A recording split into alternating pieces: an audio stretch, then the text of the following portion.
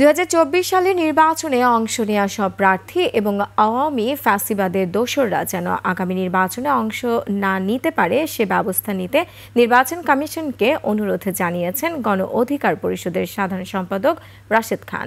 সকালে আগারগাঁওয়ের নির্বাচন ভবনে প্রধান নির্বাচন কমিশনারের সঙ্গে বৈঠক শেষে সাংবাদিকদের এ কথা জানান তিনি। এ সময় আওয়ামী লীগের কোনো নেতাকর্মীকে স্বতন্ত্র প্রার্থী হিসেবে নির্বাচন করতে না দেওয়ার দাবি জানান গণ অধিকার পরিষদের এই নেতা।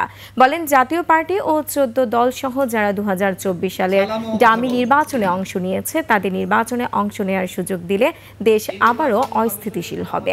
নিবন্ধনের দোহাই দিয়ে আওয়ামী ফ্যাসিবাদের দোসর এমন কোন দলকে নির্বাচন কমিশনের সংলাপে ডাকা হলে এর বিরুদ্ধে আন্দোলন করার হুঁশিয়ারিও দেন রাশেদ খান।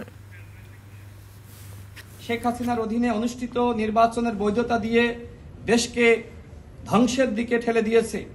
তাদেরকে নির্বাচন কমিশন কর্তৃক কোনো সংলাপে না ডাকার অনুরোধ করছি।